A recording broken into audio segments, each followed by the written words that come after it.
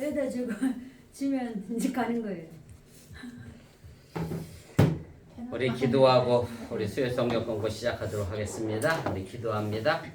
사랑의 하나님, 오늘 이 저녁 시간 퇴근하고 피곤하고 힘든 가운데서도 말씀을 배우기 위하여 함께 모였습니다. 이 말씀이 저희들의 삶을 지켜내는 힘이 되게 하여 주시고 또 그 말씀의 바탕 위에 서서 우리들의 신앙이 또한 굳건히 서도록 인도하여 주시옵소서. 또 내일 한국의 일정을 위하여 우리 떠나가시는 우리 장모사님 일정도 평안하게 해주시고 다시 돌아오는 그날까지 한국에서 계획했던 모든 일들이 순조롭게 잘 진행되도록 지키시고 보호하여 주시옵소서. 예수님의 이름으로 기도드렸습니다. 아멘.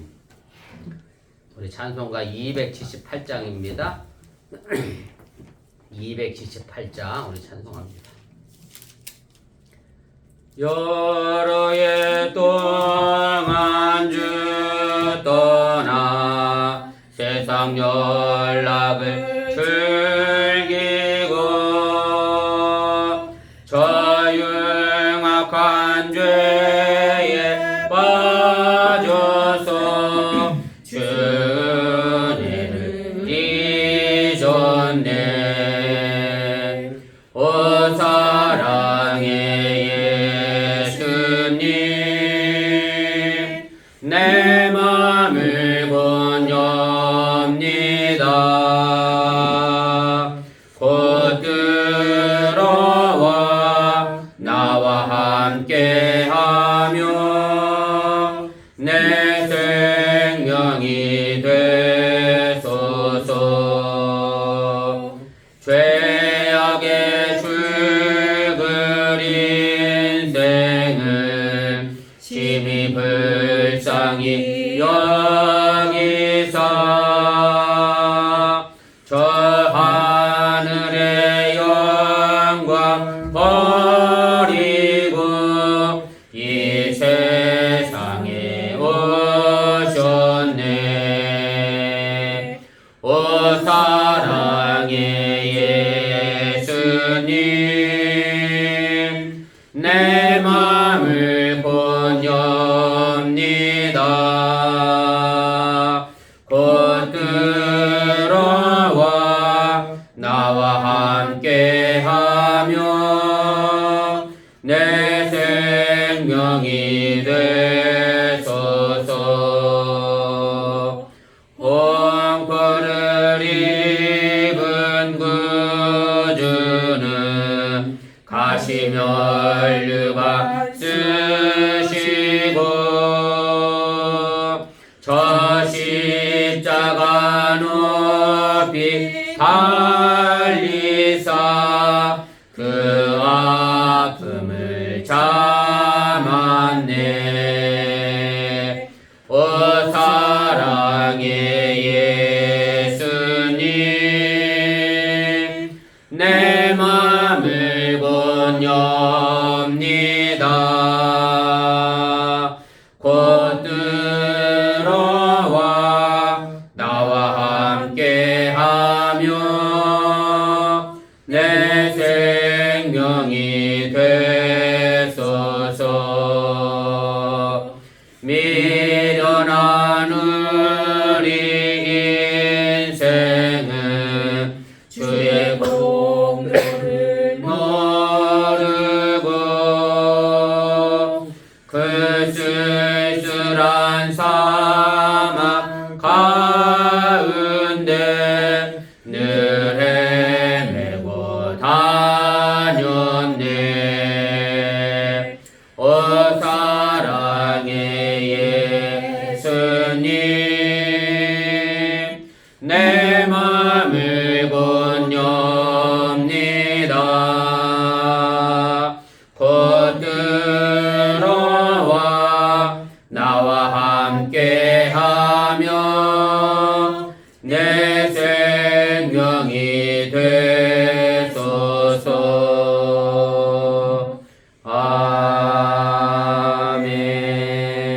아멘.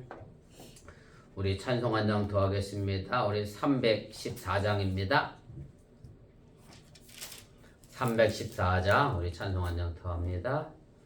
내 구주 예수를 더웃사라 엎드려 비는 말 들으소서 내 심정 소리 내 구주 예수를 더웃사라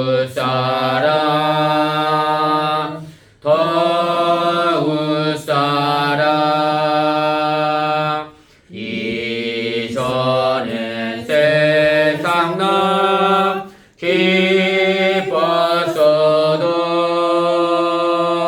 지금 내 기쁨은 오직 예수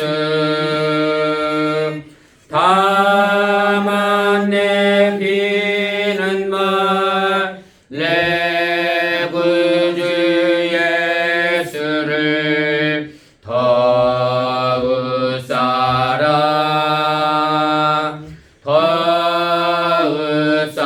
더웃사라 이 세상 떠날 때 찬양하고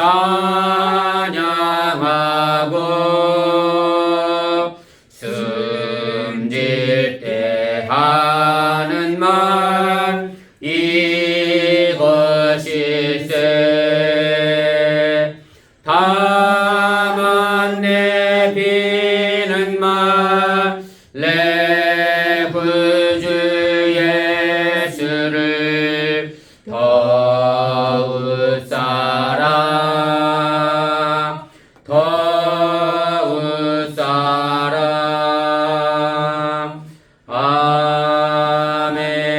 아멘. 하나님 말씀 로마서 15장입니다. 하나님 말씀 로마서 15장 우리 7절 말씀부터 우리 13절까지 말씀입니다. 한 절씩 교독하시고 우리 13절은 함께 읽겠습니다. 그러므로 그리스도께서 우리를 받아 하나님께 영광을 돌리심과 같이 너희도 서로 받으라. 내가 말하노니 그리스도께서 하나님의 지지자심을 위하여 할례의 주종자가 되셨으니 이는 조상들에게 주신 약속들을 견고하게 하시고 이방인들도 그 국률하심으로 말미암아 하나님께 영광을 돌리게 하려 하심이라. 기록된 바 그러므로 내가 열방 중에서 주께 감사하고 주의 이름을 찬송하리로다 함과 같으리라. 또 이르되 열방들아 주의 백성과 함께 즐거워하라 하였으며 또 모든 열방들아 주를 찬양하며 모든 백성들아 그를 찬송하라 하였으며 또 이사야가 이르되 이새의 뿔이 곧 열방을 다스리기 위하여 일어나시는 이가 있으리니 열방이 그에게 소망을 드리라 하였느니라. 소망이 하나님이 모든 기쁨과 평강을 믿음 안에서 너희에게 충만하게 하사 성령의 능력으로 소망이 넘치게 하시기를 원하노라. 아멘. 예, 오늘은 로마서 46번째 시간입니다. 서로를 받아들이라 라고 하는 제목으로 함께 말씀을 나누겠습니다. 그래서 우리가 내용분에 보시면 제가 6번에 그 다음에 가로 2번에 또 반가로 3번에 교회 약자를 향한 의무 속에서 제일 마지막 단락이고요. 어찌 보면 로마서의 마지막 결론의 말씀이기도 합니다. 왜냐하면 로마서 15장 14절은 이제 사도 바울이 로마서 전체를 마무리하면서 인사하는 내용으로 거의 구성이 되어 있기 때문에 사도 바울이 로마서를 정리하고 있는 것이 오늘 이 15장 7절부터 13절까지 말씀의 내용이고요. 결국 그것이 서로를 받아들이는 것에 초점이 맞춰져 있습니다. 우리 본문기에 보도록 하겠습니다. 그래서 오늘 이 단락에서 사도 바울이 그동안은 이제 상호 심판에 대하여 서로 뭐 비판하고 뭐 평가하지 말아라. 그리고 음식 문제 때문에 또 뭐 절기 문제 때문에 믿음이 강한 자와 약한 자에 관하여 뭐 분열하고 나누지 말아라. 그리고 예수님이 우리를 위하여 모범 보이셨던 것처럼 믿음이 강한 사람이든 약한 사람이든 예수님의 본을 받아서 함께 일치하는 게 옳은 일이다. 라고 하는 얘기를 이제 했는데 이제 여기서부터는 이제 믿음이 강한 자, 믿음이 약한 자 이런 말은 더 이상 등장하지 않습니다. 대신 뭐라고 나오냐면 유대인, 기독교인 그리고 이방인, 기독교인이라는 표현이 등장하게 되고요. 그래서 로마 교회 안에 어떤 문제가 있었느냐를 우리가 알게 되는데 갈등과 충돌이 뭐냐면 로마 교회 안에 있었던 다양한 민족과 또 구성이 관계로 인하여 이런 문제가 생겼다는 것을 이제 이야기를 하게 되고 보다 구체적으로 말한다라고 하면 이제 소수의 유대인 기독교인들 그리고 다수의 이방인 기독교인들 사이 속의 문제를 이야기를 하게 됩니다. 뭐 그럴 수밖에 없었던 것이 로마에 있는 교회 자체가 유대인들이 가까이 할 수 있는 지역이 아니니까 대부분이 쉽게 말하면 뭐 이민 사회 속에 와 있는 유대인들이기 때문에 대부분이 로마 사람들이었고 유대인 기독교인은 그렇게 많지 않았기 때문에 거기 오는 갈등의 문제를 사도 바울이 표현하고 이야기를 하게 됩니다. 그러면서 사도 바울이 14장 1절 말씀에서부터 계속해서 이야기했던 거 믿음이 강한 자든 믿음이 연약한 자든 서로 뭐라고 그랬느냐면 용납하고 받아들여라 라고 하는 것을 이제 강조를 하게 됐는데 그래서 이제 그때까지는 이제 믿음이 강한 자든 믿음이 연약한 자든 두 부류를 나눠서 서로 너희들이 용서하고 받아들일 것을 이야기했다고 하면 오늘 이 단락에서 이야기하는 것은 단순히 믿음이 강한 자 약한 자의 문제가 아니라 교회 공동체 안에 있는 모든 구성원들에 대하여 서로 다 다르지만 그것에 대하여 구별짓지 말고 하나님의 사랑 안에서 보편적 차원에서 서로를 받아들이고 용납할 것을 이제 이야기를 하게 됩니다. 그러면서 이제 사도 바울이 이 부분에서 이제 예수님이 어떻게 우리에게 이제 그리스도가 됐고 구세주가 됐는지 뭐 신학적 용어로 얘기하면 이제 칭이라고 표현합니다만은 의롭다라고 우리가 인정받았는지에 관하여 이야기를 하게 되는데 그래서 바울은 유대인들은 이미 구약 시대부터 어떻게 하나님의 약속대로 이제 그대로 이제 의롭다 하심을 인정받았다라고 하면 이제 이방인들이 구원받은 것은 하나님의 약속을 받은 게 없으니까 전적으로 하나님의 긍휼하심으로 이방인 기독교인들은 이제 구원받은 것을 이야기하면서 본문 9절부터 12절까지 있는 말씀은 전부 구약 성경을 인용해서 하나님이 이방인들을 어떻게 구원해냈는지에 관하여 설명을 하게 됩니다. 3번입니다. 그래서 이것은 결국 은혜라는 것이 어떤 특정한 사람에게만 주어지는 게 아니라 오늘 9절부터 10절까지 계속해서 나오는 단어가 뭐냐면 열방이라는 단어잖아. 열방을 좀 풀었으면 여러 나라 그리고 모든 사람들을 열방이라는 단어로 우리가 사용하는데 결국 하나님의 은혜는 어느 한 사람 예외 없이 모든 사람에게 그 긍휼하심으로 인하여 이제 베풀어진다라는 것을 이야기하면서 물론 이방인들이 하나님의 긍휼하심으로 구원을 받았다라고 이야기하지만 사도 바울은 여기서 또 약간 은연중에 누구의 편을 들고 있느냐면 유대인 기독교인들의 편을 좀 듭니다. 왜냐하면 이미 로마 교회에서 누가 약자예요? 유대인 기독교인들이 약자였고 그리고 본인 스스로도 사실은 사도 바울이 유대인이었고 그러니까 약간 유대인의 편에서 이제 그 말씀을 이끌어가면서 소수의 유대인들을 얕잡아본 로마 교회의 풍토를 조금 바로잡으려고 하는 그런 마음도 있었음을 우리가 이제 알게 됩니다. 2페이지 제일 꼭대기로 가겠습니다. 본문 주석 우리 차례대로 한 구절씩 무슨 말씀인지 그 의미를 찾아보겠습니다. 왜 우리가 교회 안에서 이제 민족적 문화적 차이도 불구하고 서로를 받아들여야 하느냐? 오늘 7절에 나와 있는 말씀의 내용인데 제가 7절 다시 읽겠습니다. 그러므로 그리스도께서 우리를 받아 하나님께 영광을 돌리심과 같이 너희도 서로 받으라 이렇게 이야기합니다. 네, 너희도 서로 받으라 라고 하는 이 명령은 제가 아까부터 말씀했지만 로마서 14장 1절에도 이미 한번 등장한 그런 말씀의 내용이고 뭐 그때는 강한 자와 약한 자 사이에서 서로 용납하고 받아들일 것을 이야기했다고 하면 지금은 모든 교인들을 포함해서 서로를 용납해야 한다라는 뜻으로 이제 권고하고 있다라고 하는 얘기입니다.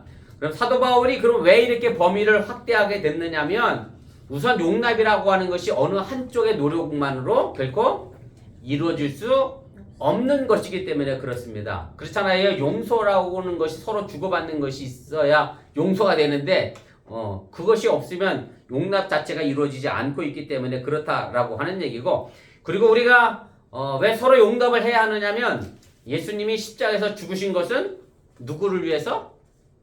우리 모두를 위해서 했기 때문에 굳이 뭐 용납할 대상을 서로 구별하고 나눌 이유가 사도 바울은 없다라는 것을 분명하게 이야기를 하게 됩니다. 가로 3번입니다. 그래서 우리가 왜 교회 안에서 제가 민족적 문화적이라고 하는 말을 썼던 것은 이제 로마 교회가 문제가 그렇다라고 하는 얘기고, 지금 이 시대 속에서 우리 어번교회를 생각해 본다라고 하면 뭐 학력의 차이라든지 혹은 뭐 지역의 차이라든지 뭐 살아온 삶의 배경의 차이라든지 교단이 다르다는 차원의 문제가 아니라 서로 다 받아들이고 서로 용납해야 하는 이유가 뭐냐면 바로 예수님이 우리를 모두 용납하고 받아들였기 때문이라고 하는 얘기고, 그래서 이 말이 이제 중요하죠. 우리는 죄인인데 어떤 죄인이에요? 용서받은 죄인이고, 죄인인데 우리는 이제 여기서 칭의가 나오는 거죠. 죄인이지만 예수님을 통해서 우리가 의롭다, 인정받았다. 그래서 이것을 우리가 신학교 용어로 칭의론이라고 이야기를 하게 되는데, 그래서 아무튼 하나님께서 모든 사람들을 긍휼히 여기심으로 용납하셨기 때문에 우리가 서로 용납해야 한다라고 하는 얘기입니다. 4번입니다. 제가 4번은 그대로 읽겠습니다. 한번 보세요. 이 세상의 모든 한계와 제약을 넘어서서 이제 불경건했던 사람들, 하나님 몰랐던 죄인들, 우리 모두를 포함하는 거죠. 하나님의 자녀가 될 때 그를 믿는 모든 그리스도인들은 더 이상 어떤 구실로도 갈라설 수 없고 분열될 수 없다라고 하는 얘기고, 서로를 받아들여야 한다라는 것을 이야기하는 거고, 받아들이라는 이 핵심어가 지금까지 바울이 말한 겉면을 전부 종합하고 있는 아주 중요한 그런 문장이고 단어다라고 하는 얘기입니다. 5번입니다. 예수님께서 우리를 용납했다는 것은 결국 예수님의 구원사의 공로를 가리키게 되는 것이고요. 그래서 예수님께서 먼저 하나님의 뜻을 받아들여서 십자가를 지신 순종의 결과로 인해서 우리는 예수 그리스도가 그것을 하나님께 영광을 돌리게 되고, 그래서 하나님께 영광을 돌렸다라는 그 삶의 목적이 예수님께서 행했던 목적인과 동시에 또 우리도 그 영광을 하나님께 돌려드려야 한다라는 것을 여러분들이 기억하시면 좋겠습니다. 2번입니다. 우리 그리스도께서 유대인으로 이 땅에 오심으로 각각 어떤 결과를 가져왔습니까? 오늘 8절 9절 말씀인데, 제가 아까 사도 바울이 본인이 유대인이었기 때문에 이방인들보다 조금 우월하게 생각했다라는 부분이 사실 여기와도 연결이 되어 있습니다. 8절 9절입니다. 제가 읽을게요. 내가 말하노니 그리스도께서 하나님의 진실하심을 위하여 할례의 수종자가 되셨으니 이는 조상들에게 주신 약속들을 견고하게 하시고 이방인들도 그 긍휼하심으로 말미암아 하나님께 영광을 돌리게 하려 하심이라. 기록된 바 그러므로 내가 열방 중에서 주께 감사하고 주의 이름을 찬송하리로다 함과 같으니라. 이렇게 되어 있습니다. 그래서 오늘 8절에 있는 말씀은 예수님께서 유대인으로 오신 거에 관하여 이야기를 하면서, 예수님께서 유대인으로 이 땅에 오신 것은 결국 유대인들에게 하나님의 뭐를 보여주기 위한 것이냐면 하나님의 신실하심을 보여주기 위한 겁니다. 왜냐하면 구약 성경에서 계속해서 메시아가 그리스도가 어떻게 된다 그랬죠? 오신다고 하나님이 약속해 주셨잖아요. 다윗의 자손을 통해서. 그래서 다윗의 자손은 유대인이고, 그래서 예수님의 오심, 유대인으로 오신 것은 결국 하나님의 약속이 틀리지 않았다. 그 신실함을 보여준다라고 하는 얘기고, 그래서 오늘 예수 그리스도가 어떻게 됐다라고 사도 바울은 표현하냐면 할례의 추종자가 되었다 이렇게 돼 있어요. 사실은 사도 바울이 할례를 가지고 그렇게 할례가 구원을 받느냐 못 받느냐 이런 문제 가지고 따지지 않았잖아요. 그래서 육체 받는 할례가 중요한 게 아니라 어디 받아야 한다 그랬어요. 사도 바울은 마음의 할례가 중요하다 그랬잖아요. 그래서 겉으로 육체 할례 받은 유대인이 중요한 게 아니라 마음으로 할례 받는 게 중요하다라고 했는데, 그런데 오늘 예수님이 할례를 뭐한 사람이 됐어요? 추종한 사람이 됐어요. 수종한 사람이 됐어요. 그 말의 의미는 예수님은 이 땅에 누구로 태어났어요? 유대인으로 태어났고, 또 예수님 본인 스스로가 나는 길 잃어버린 유대인들을 위해서 왔다. 그래서 유대인의 구원을 위하여 왔다라고 이야기했고, 또 그들의 구원을 이루기 위하여 죽었기 때문에 이 부분에 관하여 사도 바울이 그렇게 표현을 했습니다. 제가 오늘 각주 달아드렸던 것에 보면 예수님께서 유대인으로 태어난 것에 관하여 갈라디아서 4장 4절에 이렇게 되지요. 때가 차면 하나님이 그 아들을 보내사 여자에게 나게 하시고 율법 아래 나게 하셨다. 그래서 예수님은 유대인 여자에게 율법에서 나게 하셨다. 그 다음에 마태복음 15장 24절 예수님이 하신 말씀인데, 나는 이스라엘 집에 잃어버린 양 외에는 다른 데로 보내심을 받지 아니했다. 그래서 예수님이 유대인을 위하여 먼저 왔음을 이야기하고 있고, 또 3페이지 제일 각주 아래로 내려가면 10장 45절 말씀이죠. 마가복음. 인자가 온 것은 섬김을 받으려 함이 아니라 도리어 섬기려 하고 자기의 목숨을 많은 사람의 대성물로 주려 왔다. 그래서 예수님이 십자가에서 죽으심으로 그 구원을 이루었다. 이 모든 것들이 할례를 수종드는 것에 포함된 단어의 의미라고 하는 얘기입니다. 3페이지 제일 꼭대기로 가겠습니다. 결국 예수님께서 이렇게 행하셨던 사역은 결국 뭐를 또 증명하는 거냐면 하나님의 약속을 증명하는, 하나님의 신실하심을 증명하는 데 사용된 것이고, 그래서 다시 말씀드리면 메시아인 예수님은 유대인으로 태어났고 이스라엘의 열조에게 부여된 약속을 진실되게 보여주는, 어떻게 보면 증거가 되는 그런 분으로 이 땅에 오셨음을 사도 바울이 이야기를 하게 됩니다. 4번입니다. 그리고 이어서 9절에는 뭐가 나오느냐면 유대인들을 위해서 예수님께서 이렇게 오셨다라고 하면 9절은 유대인이 아니라 이방인들을 위해서 하나님의 긍휼하심을 통해서 하나님께 또 다른 영광을 돌린 예를 사도 바울이 제시를 하게 되는데, 그래서 예수님이 십자가에서 못 박혀 죽은 이 대속의 신앙, 대속의 죽음은 단지 유대인들만 위한 것이 아니라 결국 모든 이방인들에게까지 확대됐다라는 것을 사도 바울은 분명하게 이야기를 하게 됩니다. 5번입니다. 그래서 이방인들이 한때에 하나님에게 있어서 진노의 자식이었지만 지금은 순전히 예수님의 공로로 구원을 받아 하나님께 예배를 드리며 영광을 돌릴 수 있는 사람들이 됐다라고 하는 얘기고, 여기서 또 중요한 것은 이방인들이 구원을 받아 하나님께 영광을 돌리는 것은 이방인들이 뭘 해서가 절대 아니다. 오로지 하나님의 긍휼하심에 관하여 하나님이 구원을 베풀어 주셨기 때문에 이런 일들이 일어나게 됐음을 사도 바울은 이야기를 하게 됩니다.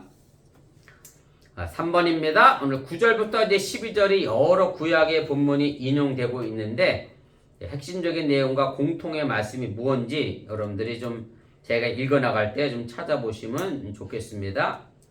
제가 9절 후반부부터 읽을게요. 기록된 바는 항상 구약 성경을 인용한 얘기니까, 기록된 바 그러므로 내가 열방 중에서 주께 감사하고 주의 이름을 찬송하리로다 함과 같으니라. 10절입니다. 또 이르되 열방들아 주의 백성과 함께 즐거워하라 하였으며, 11절 또 모든 열방들아 주를 찬양하며 모든 백성들아 그를 찬송하라 하였으며, 12절 또 이사야가 이르되 이새의 뿔이 곧 열방을 다스리기 위하여 일어나시는 이가 있으리니 열방이 그에게 소망을 두리라 하였느니라. 그래서 9절부터 12절까지 제가 마지막 부분에 핵심적인 단어에 관하여 설명했습니다만은 제가 말씀하지 않아도 뭐가 나와요? 열방이란 단어가 계속해서 나오고, 또 하나 내용이 뭐냐면 그 열방들이 결국 누구를 찬양해요? 하나님을 찬양한다 라는 얘기가 이제 이 얘기고, 그래서 결국 예수님의 대속의 죽음은 특정인에게 국한된 게 아니라 모든 사람들에게 적용되는 것임을 구약 성경을 통해서 인용하면서 사도 바울이 이야기를 하게 됩니다. 자, 3번의 1번입니다. 그래서 9절의 인용문은 시편 18편 49절 말씀의 내용이고요. 제가 각주 하단에도 달아드렸는데 나중에 기회 되시면 보시고, 그래서 이 원문의 의미는 결국 다윗이 주위의 이방 나라들을 이기고 하나님께 찬양을 드리는 것으로 그렇게 되어 있습니다.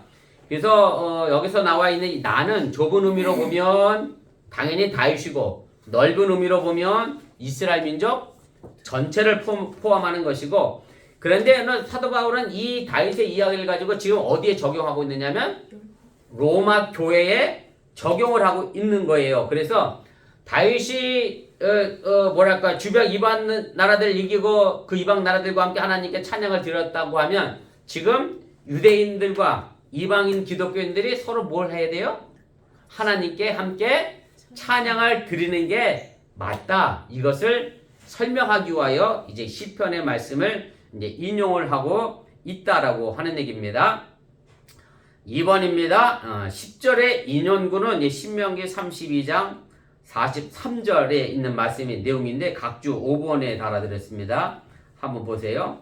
너희 민족들아 주의 백성과 즐거워하라. 주께서 그 종들의 피를 갚으사 그 대적들에게 복수하시고 자기 땅과 자기 백성을 위하여 속죄하시리라 이렇게 돼 있는데 이 말씀의 원래적인 의미는 모세가 이방인들을 찾아가서 이스라엘 민족의 구원을 기뻐하며 노래한 것인데 사도 바울은 로마서에서 이 부분을 어떻게 인용하고 있는 거냐면 이방인과 주의 백성이 쉽게 말하면 이방인과 유대인 기독교인이 함께 합심해서 하나님을 찬양해야 한다라는 의미로 사용을 했습니다. 3번입니다. 11절 인용문은 시편 117편 1절 말씀 인용한 것이고요. 각주 6번에 달아드렸는데 보세요. 너희 모든 나라들아 여호와를 찬양하며 너희 모든 백성들아 그를 찬송할지어다. 그래서 11절 인용문에는 모든이란 단어가 계속해서 반복이 돼요. 그래서 이 말의 의미는 뭐냐면 하나님을 찬송하지 못하도록 제외된 민족은 하나도 없다. 모두가 다 모든 민족이 모든 사람이 다 하나님을 찬양해야 한다라는 것을 이야기를 한 겁니다. 우리 4페이지 제일 위로 가겠습니다. 4번입니다. 12절의 인용문인데요. 이건 이사야 11장 10절을 인용한 것이고요. 제가 각주 7번에 달아드렸는데 아래에 있습니다.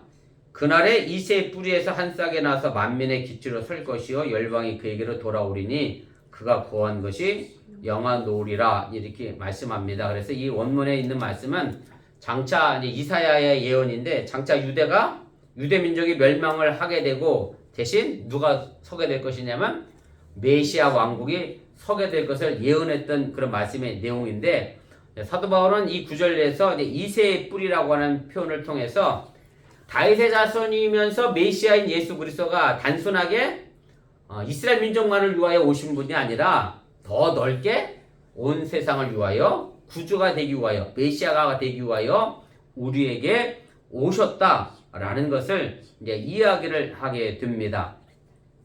근데 여러분들이 오늘 제가 이렇게 읽어드렸는데 바울이 구약 성경을 인용한 부분을 가만히 보면 어느 한 부분만 인용하지는 않았습니다. 무슨 얘기냐면 제일 앞에는 신명기서를 인용했고요. 그 다음에 이사야서도 인용했고 그 다음에 시편을 인용했어요. 그래서 제가 거기 5번에 있는 말씀인데 가로 5번입니다. 한번 보세요. 제가 읽을게요.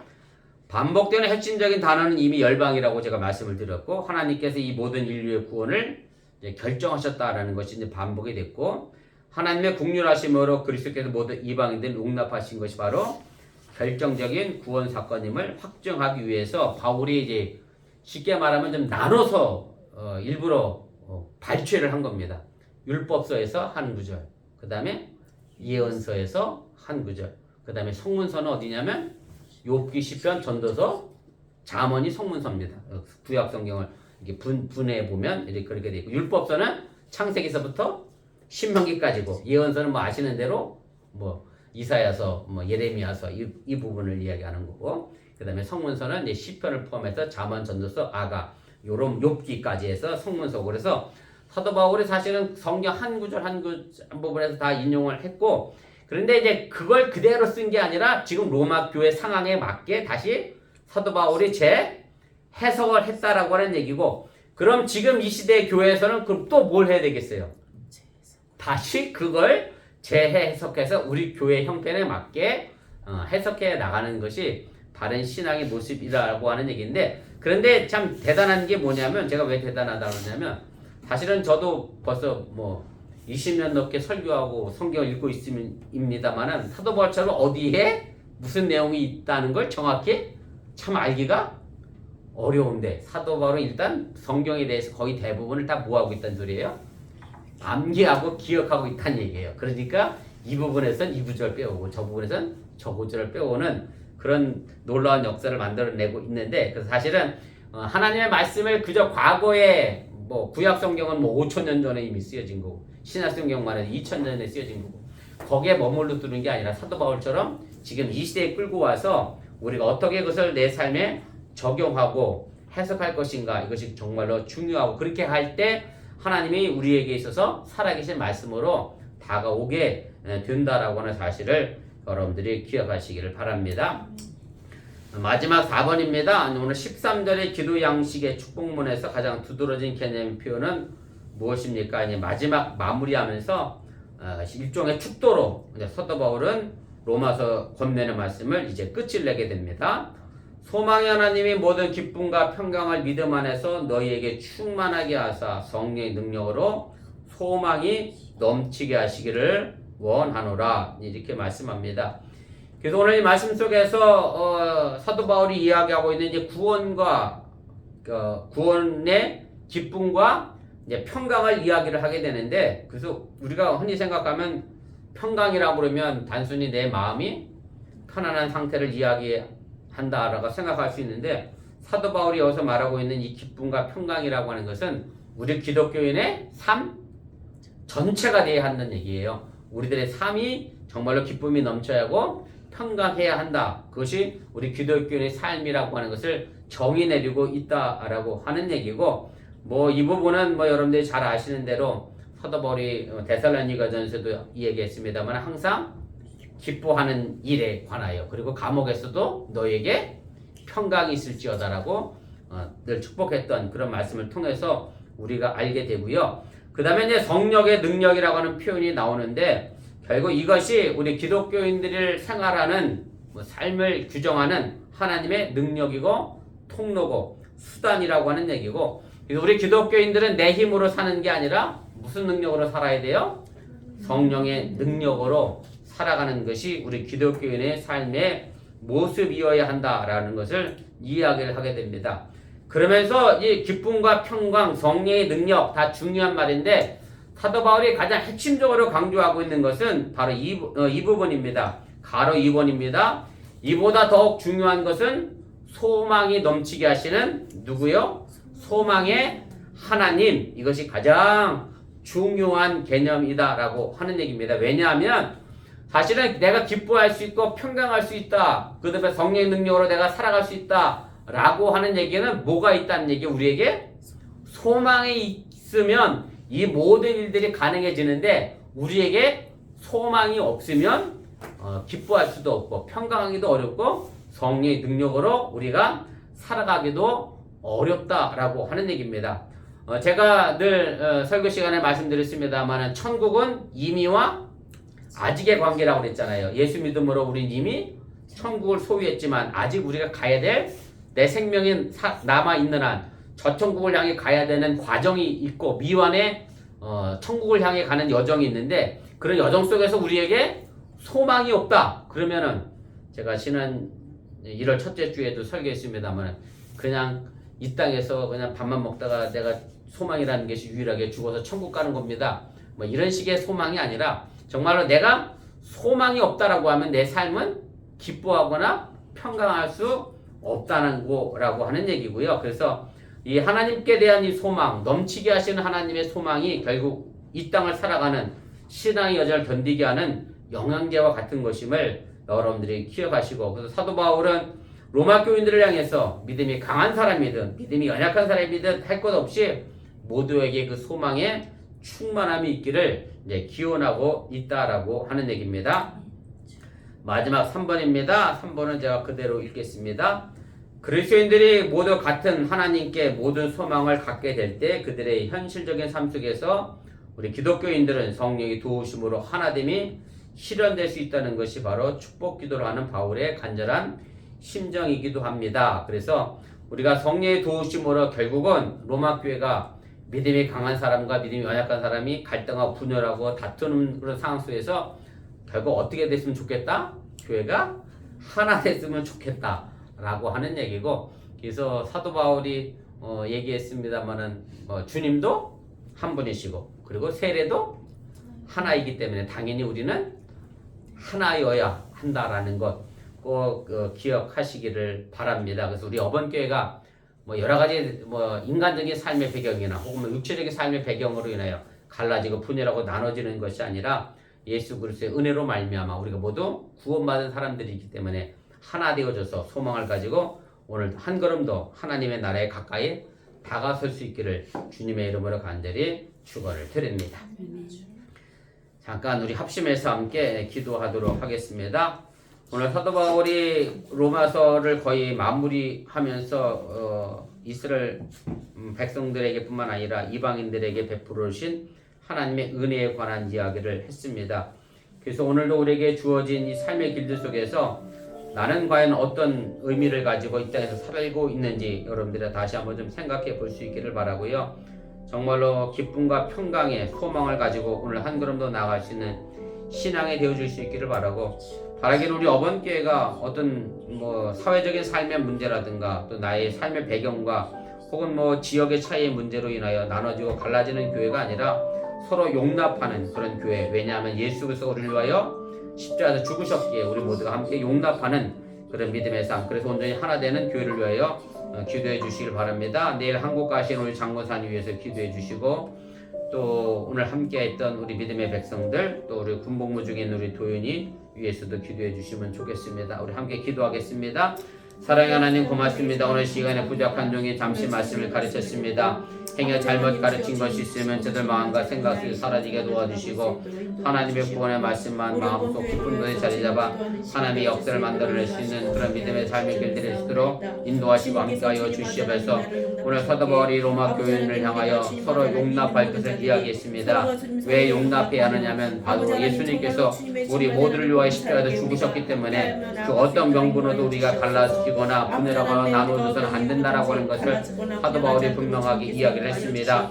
정말 우리 어번교회가 이 말씀에 근거하여 나눠지고 갈라지지 않게 도와주시려고 모든 이들이 함께 한 마음을 뜻을 가지고 바로 합력하여 손을 일어나가 하나님의 몸된 교회를 만들어가도록 인도하시고 함께하여 주시면서 오늘도 기도하고 간구하는 이 모든 것들이 하나님의 보좌를 움직여 나가게 도와주시고, 정말 우리 어번교회가 하나됨으로 말미암아 이 지역사에서 예수 그리스도의 아름다운 빛과 소금의 역할을 충실히 감당케 하여 주시면서 내일 한국가시를 장로사님 모두 여정과 일평도 평안하게 도와주시고, 이제 큰아들을 군대에 보낸 우리 백집사님과 우리 정집사님 가정도 기억하여 주시고, 이 모든 군공부 잘 마무리하고 또 우리 도연이 암락한 믿음의 삶의 길들이 하나님의 이름으로 소망을 갖고 희망을 갖고 나갈 수 있는 아름다운 능력의 발걸음이 될 수 있도록 인도하시고 함께하여 주시옵소서. 이 모든 일들이 주님과 함께 동행하는 믿음의 역사를 이루게 하여 주시옵소서. 믿습니다. 사랑의 하나님 고맙습니다. 오늘 시간에 부족한 중에 잠시 말씀을 가르쳤습니다. 사도 바울이 로마서를 마무리하며 정리하며 서로 용납할 것을 우리에게 가르쳐 주었습니다. 그 어떤 차이로 인하여 우리가 서로 구별되어 오거나 나눠지거나 갈라서지 않도록 도와주시려나며 우리 어머니께 온전히 하나 되어져서 각자 위치에서 그 역할을 충실히 잘 감당함으로 말미암아 건강하고 튼튼한 하나님의 몸된 교회가 되도록 인도하여 주시옵소서. 우리 사랑하는 어머니께 모든 성도들 각각 들마다 하나님의 지키심과 돌보심이 있게 하여 주시오라며 저들 가정 속에 기쁨과 평강이 넘쳐나게 도와주시고 소망을 주시는 그 하나님의 소망을 바라보며 오늘도 기쁨과 평강을 가지고 성령의 능력으로 이 험한 세상 이겨내며 또한 승리케 하여 주시옵소서. 이 모든 말씀 예수님의 이름으로 간절히 축복하며 기도드렸사옵나이다. 아멘. 하늘에 계신 우리 아버지여, 이름이 거룩히 여김을 받으시오며 나라의 마옵시며 뜻이 하늘에서 이루어진 것 같이 땅에서 이루어지이다. 오늘 우리에게 용할 양식을 주옵시고 우리가 우리에게 주신 자를 사하여 준 것 같이 우리 죄를 사하여 주시옵고 우리를 시험에 들게 하지 마시옵고 다만 악에서 구하옵소서. 대개 나라와 권세와 영광의 아버지께 영원히 있사옵나이다. 아멘. 감사합니다. 성경 공부를 마쳤습니다.